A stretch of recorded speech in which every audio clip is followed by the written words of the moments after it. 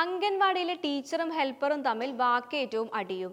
വടക്കേക്കരപ്പള്ളി പഞ്ചായത്തിലെ കൈതക്കാട് അംഗനവാടിയിലാണ് നാടകീയ സംഭവം നടന്നത്.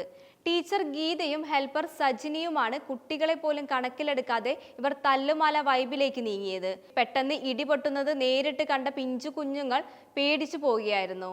ബഹളം കേട്ട് ഓടിക്കൂടിയ നാട്ടുകാരാണ് ഇവരെയും പിന്തിരിപ്പിച്ചത്. പരിക്കേറ്റ ഗീതയെ ആശുപത്രിയിൽ പ്രവേശിപ്പിക്കുകയും ചെയ്തു. അംഗനവാടിയിൽ കുട്ടികൾക്ക് നൽകാൻ സൂക്ഷിച്ച ഭക്ഷ്യവസ്തുക്കൾ കാണാതാകുന്നു എന്ന് ഗീത ടീച്ചർ പരാതിയുണ്ടായിരുന്നു. ഇതോടെയാണ് പ്രശ്നങ്ങൾക്ക് തുടക്കം. അംഗൻവാടിയുടെ സമീപത്ത് തന്നെ താമസിക്കുന്ന ഹെൽപ്പർ സജിനിയുമായി ഈ വിഷയം പറഞ്ഞ് എന്നും വാക്കുതർക്കമുണ്ടാകാറുണ്ട്. ഭക്ഷ്യവസ്തുക്കൾ കാണാതാവുന്നു എന്ന് പറഞ്ഞ് ഗീത പലവട്ടം കടക്കക്കര പഞ്ചായത്തിലെ അധികൃതർക്ക് പരാതി നൽകിയിട്ടുണ്ട്. എന്നാൽ നടപടികളൊന്നും ഉണ്ടായില്ല. ഭക്ഷ്യവസ്തുക്കൾ കളവ് പോകുന്നു എന്ന കാര്യം പറഞ്ഞ് വെള്ളിയാഴ്ച ഗീതയും സജിനിയും വാക്കുതർക്കമുണ്ടായിരുന്നു. അത് കയ്യേറ്റത്തിലെത്തുകയായിരുന്നു.